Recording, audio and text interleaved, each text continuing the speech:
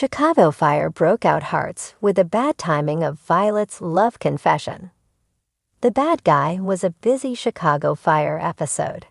It seemed like everywhere we turned, a character was making a big decision or revealing previously unknown information about themselves. Violet McCamey, Hanako Greensmith, decided to do both, and while we were happy to see it, we were also saddened by the timing of her revelation.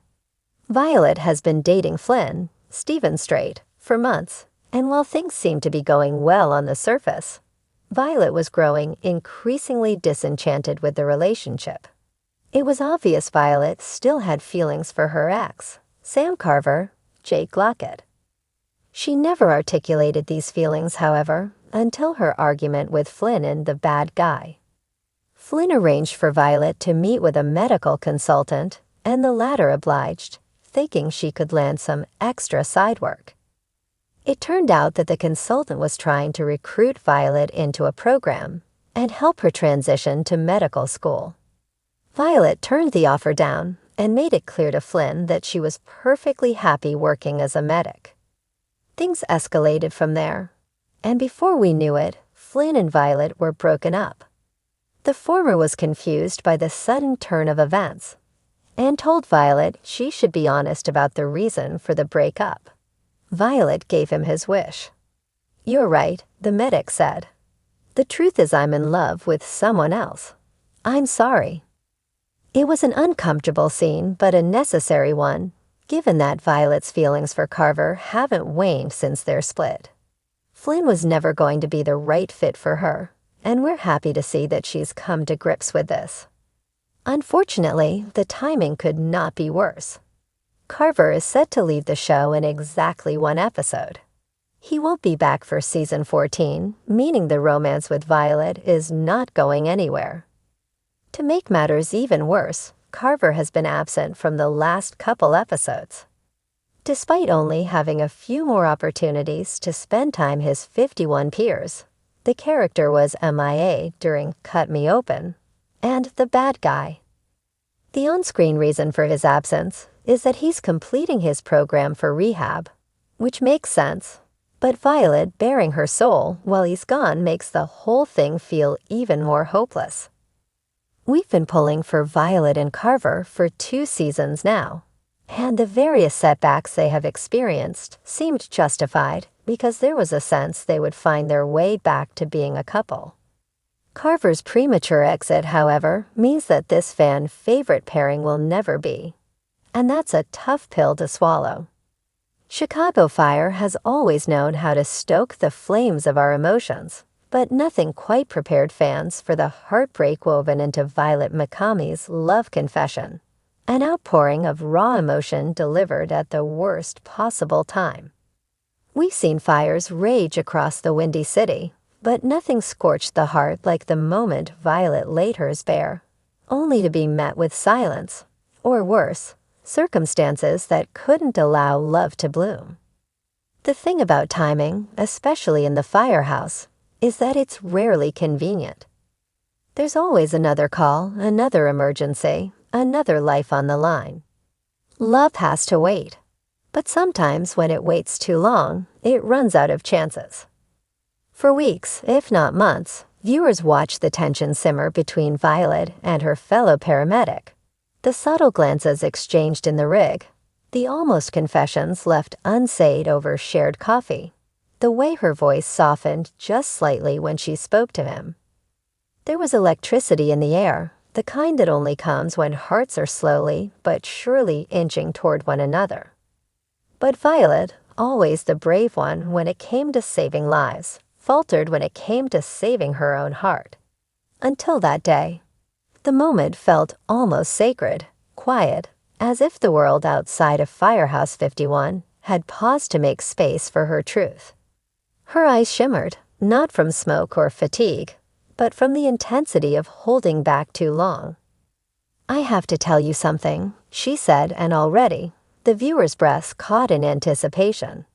She looked at him not just as a colleague, not just as a friend, but as someone who had seen her through her highs and lows, her grief after Hawkins, her moments of doubt, her strength reborn. "I think I'm in love with you," she confessed, voice barely above a whisper. It should have been a moment of relief, a turning point, the long-awaited culmination of tension finally unraveling into something beautiful. But Chicago Fire doesn't play by the rules of a fairy tale. No, in true fashion, it gave us something realer, rawer, tragically human. Because just as the words left her lips, the tone dropped. Dispatch, multiple victims. Structure collapse. And like that, the moment was gone. The object of her affection was already turning away, strapping on gear, barely able to register the confession that had taken so much courage to voice. The heartbreak wasn't just in his silence. It was in the reality that duty comes first. Always. Violet stood there, suspended between hope and regret, heart exposed and unanswered. What made this scene even more devastating was how it reflected Violet's emotional evolution. She's been through the fire before, literally and figuratively. After losing Chief Hawkins in a heartbreaking and sudden tragedy, she spent a season of her life treading water, smiling through pain, doing her job with poise while privately trying to heal. Fans rooted for her to find light again, to love again. And just when she found it, just when she allowed herself to believe in second chances, life interrupted. The cruel irony is that she did everything right. She waited, she grieved, she grew, and finally she was ready to open her heart again. But sometimes love, no matter how sincere, isn't enough to overcome timing. In the episodes that followed, the fallout was subtle yet gut-wrenching. The person she confessed to, clearly affected, struggled to respond. Not out of lack of feeling, but because their world is one where nothing is guaranteed. Tomorrow isn't promised in a job where death is always waiting at the next call. What do you do when the person you might love could be taken from you in an instant? And so Violet found herself in limbo, not quite rejected, but not embraced either. Every shared glance in the hallway became heavier. Every casual exchange now carried a weight of unspoken words. Her confession wasn't just a plot point, it was a pivot in her emotional journey, one that left viewers aching for resolution. Social media exploded with reactions, some hopeful, others furious. She finally said it, and he just walked away. Fans lamented. Why now? Why couldn't she have waited? But that's the tragedy. She couldn't wait. She shouldn't have waited. Because love is as urgent as any call they race to answer. And yet, in this world of flashing sirens and burning buildings, it so often gets pushed aside.